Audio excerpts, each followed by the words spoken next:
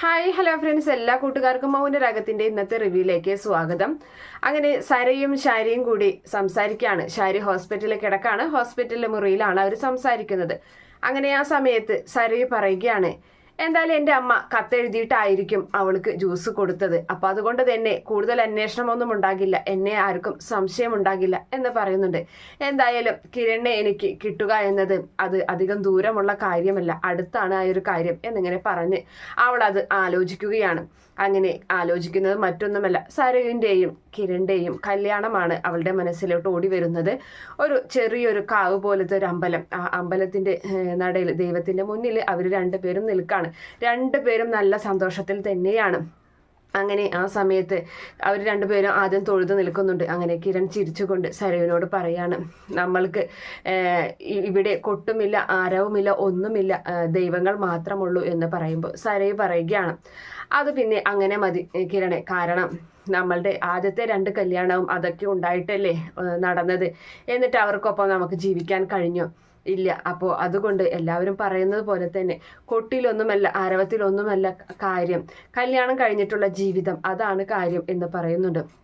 അപ്പൊ കിരൺ പറയുകയാണ്, സരയു എനിക്ക് കല്യാണിയെ മറക്കാൻ പറ്റുന്നില്ല എന്ന് പറയുമ്പോൾ അതൊക്കെ സമാധാനമായിക്കോളും, അതൊന്നും കുഴപ്പമില്ല, അറിയാലോ നമ്മളെ 2 മക്കൾക്കും അച്ഛനമ്മയും വേണം, അതുകൊണ്ടല്ലേ നമ്മൾ ഇങ്ങനെ ഒരു തീരുമാനമെടുത്തത്, ഞാൻ അത്രയേ ചിന്തിച്ചിട്ടുള്ളൂ എന്ന് സരയു പറയുകയാണ്. അതെ, അതുകൊണ്ട് തന്നെയാണ് ഞാനും ഇതിന് നിന്നത് എന്ന് പറയുകയാണ്. അങ്ങനെ അവര് അവിടെ ഇരുന്നിരുന്ന തുളസിമാല എടുത്ത് രണ്ടുപേരും കയ്യിലെടുത്തിട്ട് പരസ്പരം അങ്ങോട്ടും ഇങ്ങോട്ടും തുളസിമാല ചാർത്തുകയാണ്.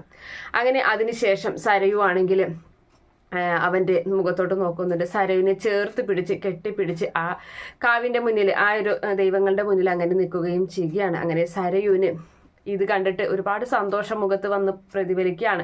അങ്ങനെ സരയു ചിരിക്കുന്നത് കാണുമ്പോൾ ഷാരി ചോദിക്കുന്നുണ്ട്, എന്താ മോളെ ചിരിക്കുന്നത് എന്ന് ചോദിക്കുമ്പോൾ, ഒന്നുമില്ല, ഞാൻ നല്ല നല്ല സ്വപ്നങ്ങൾ കാണുകയായിരുന്നു എന്ന് പറയുന്നുണ്ട്.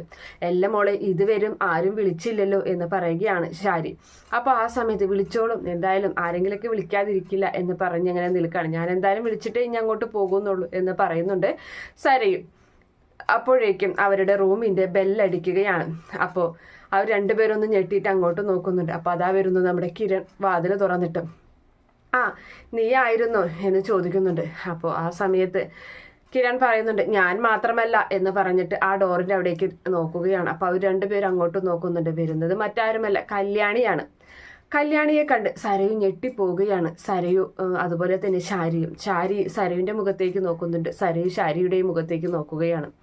അങ്ങനെ ഇവരുടെ ഈ ഞെട്ടലൊക്കെ നമ്മുടെ കിരൺ ശ്രദ്ധിക്കുന്നുണ്ട്.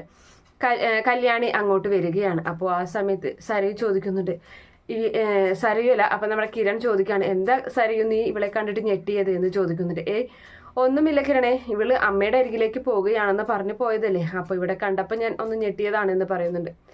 അപ്പോൾ നമ്മുടെ കല്യാണി പറയാണ്, ആ താരയാണ്ടിയുടെ അരികിലേക്ക് ഞാൻ പോയി, നല്ല ജ്യൂസൊക്കെ എനിക്ക് തന്നായിരുന്നു, അതൊക്കെ ഞാൻ കുടിച്ചു എന്ന് പറയുന്നുണ്ട്. അപ്പോൾ സരയു ചോദിക്കണം, അല്ല അമ്മ എന്തെങ്കിലും പറഞ്ഞോ മനസ്സിലുള്ളത് എന്ന് ചോദിക്കുമ്പോൾ, ഒന്നും പറഞ്ഞില്ല, എത്ര ചോദിച്ചിട്ടും ആൻറ്റി അതിന് മറുപടി പറയുന്നില്ല, ആൻറ്റിക്ക് എന്തൊക്കെയോ വിഷമങ്ങളുണ്ട്, പക്ഷെ എന്നോടൊന്നും തുറന്ന് പറഞ്ഞില്ല. അപ്പോൾ സരയുവിനോട് പറയുന്നുണ്ട്, അല്ല സരയു, അമ്മയ്ക്ക് ഇങ്ങനെ ഒരു പ്രശ്നമുണ്ടെങ്കിൽ നമുക്കൊരു കാര്യം ചെയ്യാം, ഇവിടുത്തെ ഒരു നല്ലൊരു ഡോക്ടറെ കാണിച്ചാലോ, അപ്പോൾ എന്തായാലും ആൻറ്റി ഇവിടെ കിടക്കുകയാണല്ലോ, അപ്പോൾ താര ആൻറ്റിയെയും കൂടി കാണിച്ചാലോ എന്ന് ചോദിക്കുകയാണ്. അപ്പോൾ ആ സമയത്ത് സരയു പറയുന്നുണ്ട്, ഞാൻ അതിനെക്കുറിച്ചൊക്കെ അമ്മയോട് സംസാരിച്ചതാണ്, പക്ഷെ അമ്മ അതിനൊന്നും കൂട്ടാക്കുന്നില്ല, അതിപ്പോൾ നിങ്ങൾ പറഞ്ഞാലും അനുസരിക്കുമെന്ന് എനിക്ക് തോന്നുന്നില്ല എന്ന് സരയു മറുപടി പറയുകയാണ്.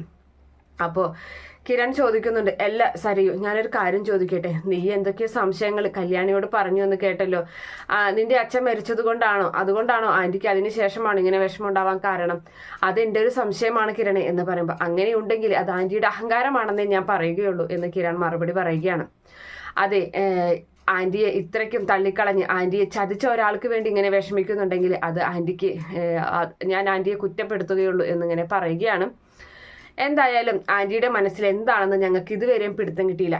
അപ്പൊ കല്യാണിയും പറയുന്നുണ്ട്, ഞാനും തോറ്റുപോയി, ഇനി എന്തായാലും സരയുവാണ് അത് മനസ്സിലാക്കേണ്ടത്, സരയു അത് ചോദിച്ച് മനസ്സിലാക്കണം എന്ന് പറഞ്ഞ്, അപ്പോൾ എന്നാൽ ഞങ്ങൾ ഇറങ്ങട്ടെ എന്നും പറഞ്ഞ് കല്യാണിയും കിരണും അവിടെ നിന്ന് പോവുകയാണ്.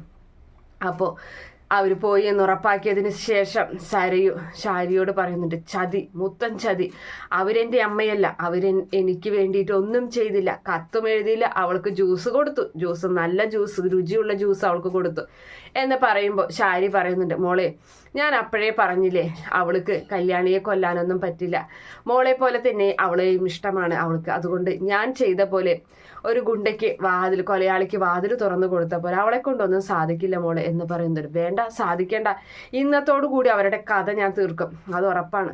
ഇനി ഇങ്ങനെ ഒരു അമ്മ എനിക്ക് വേണ്ട, ഇനി നിങ്ങൾ മതി എൻ്റെ അമ്മയായിട്ട് എന്ന് പറഞ്ഞിട്ട് ദേഷ്യത്തോടു കൂടി അങ്ങനെ നമ്മുടെ സരയും ഞാൻ ഇപ്പൊ വരാം ഇതിനൊരു തീരുമാനം ഉണ്ടാക്കിയിട്ട് എന്നും പറഞ്ഞ് അവൾ പോവുകയാണ് ദേഷ്യത്തോടു കൂടി വീട്ടിലോട്ട്, അതായത് താരയുടെ വീട്ടിലോട്ട്. അങ്ങനെ താരയുടെ വീട്ടിലെത്തിയിട്ട് അവള് ബെല്ലടിക്കുന്നുണ്ട്. 3-4 വട്ടം ബെല്ലടിച്ചിട്ടും വാതിൽ തുറക്കുന്നില്ല. അങ്ങനെ അവള് വാതിൽ തള്ളി തുറക്കുകയാണ്. അപ്പൊ വാതിൽ തുറന്നെടുക്കുകയായിരുന്നു. അകത്തേക്ക് കയറുന്നുണ്ട്. ദേഷ്യത്തോടു കൂടി താരേ എന്നിങ്ങനെ വിളിക്കുകയാണ്. അപ്പോഴും ഒരു അനക്കവുമില്ല. അങ്ങനെ താരയുടെ റൂമിലേക്ക് കടക്കുന്നുണ്ട്. അതിനുശേഷം ബാത്റൂം ഒക്കെ ഒന്ന് തുറന്നു നോക്കുകയാണ്. അവിടെ ഒന്നും കാണുന്നില്ല. ഇവിളിത് എവിടേക്കാ പോയി എന്നും ചോദിച്ച് ദേഷ്യപ്പെട്ട് നിൽക്കുമ്പോഴാണ് ആ കത്ത് അങ്ങനെ ഇരിക്കുന്നത് കാണുന്നത്. അങ്ങനെ നമ്മുടെ സരയു ആ കത്തെടുത്ത് വായിക്കുകയാണ്. അതിൽ എഴുതിയിട്ടുള്ളത് ഇത്രയാണ്: പ്രിയപ്പെട്ട സരയു മോളെ, നീ പറഞ്ഞ കാര്യം എനിക്ക് ചെയ്തു തരാൻ സാധിക്കില്ല. കല്യാണിയെ എനിക്ക് കൊല്ലാൻ സാധിക്കില്ല. കല്യാണി എൻ്റെ മകളെ പോലെ തന്നെയാണ്. സരയു മോളെ എനിക്ക് മകളാകുന്നതിന് മുമ്പുണ്ടായ മകളാണ് എനിക്കത് കല്യാണി. അതുകൊണ്ട് തന്നെ കല്യാണിയും സരയും എനിക്ക് ഒരുപോലെയാണ്. മോൾ പറഞ്ഞതുപോലെ എനിക്ക് ചെയ്യാൻ സാധിക്കില്ല. അതുകൊണ്ട് അമ്മ എവിടേക്കെങ്കിലും പോവുകയാണ്. ഞാൻ ഇനി ഇവിടെ നിന്നാൽ ശരിയാവില്ല എന്നെ എന്തായാലും തിരക്കണ്ട, എന്നെ ആരും ഒന്നും തിരക്കണ്ട. എനിക്ക് ഒരു ആഗ്രഹമുണ്ടായിരുന്നു, എൻ്റെ മകളുടെ ഒപ്പം താമസിക്കണമെന്ന്. അതെന്തായാലും സാധിച്ചു. എൻ്റെ ചെറുമകൾക്കൊപ്പം എനിക്ക് താമസിക്കാൻ കഴിഞ്ഞു. അതൊക്കെ ഒരു ഭാഗ്യം തന്നെയായിട്ടാണ് ഞാൻ കൂട്ടുന്നത്. ഇനി എന്തായാലും അതിനോടൊന്നും എനിക്ക് താല്പര്യമില്ല. ഞാനിനി എങ്ങനെയെങ്കിലും ജീവിച്ചോളാം. എന്നെ ആരും അന്വേഷിക്കേണ്ട. പിന്നെ ഒരു കാര്യം കൂടി പറയാം മോളോട്, കല്യാണി മോളെ ഒന്നും ചെയ്യരുത്, അത് പാവമാണ്. അത് ചെയ്തു കഴിഞ്ഞാൽ മോൾക്ക് തന്നെയായിരിക്കും തിരിച്ചടി കിട്ടാൻ പോകുന്നത് എന്നൊക്കെയാണ് ആ കുറിപ്പിൽ എഴുതിയിട്ടുള്ളത്. അത് കണ്ടിട്ട് നമ്മുടെ സരയുന് ദേഷ്യം വരുന്നുണ്ട്. സരയു ആ കത്തങ്ങ് കയ്യിൽ ചുരുട്ടി കൂട്ടുകയാണ്. എന്നിട്ട് കട്ടിലോട്ട് തൻ്റെ ഫോണൊക്കെ വലിച്ചെറിയുന്നുണ്ട്. അതിനുശേഷം അവിടെ ഉണ്ടായിരുന്ന അലമാരിയിൽ തല ഇങ്ങനെ തല്ലുകയാണ്. അങ്ങനെ അവിടെ നിന്നും ദേഷ്യത്തോടു കൂടി പിന്നെ പോകുന്നത് ആ ശാരിയുടെ അരികിലേക്ക് തന്നെയാണ്. എന്തായി മോളെ എന്ന് ചോദിക്കുന്നുണ്ട് ശാരി. അപ്പോൾ ഇതാ എന്ന് പറഞ്ഞിട്ട് ആ കത്ത് അങ്ങ് നീട്ടി കൊടുക്കുകയാണ്.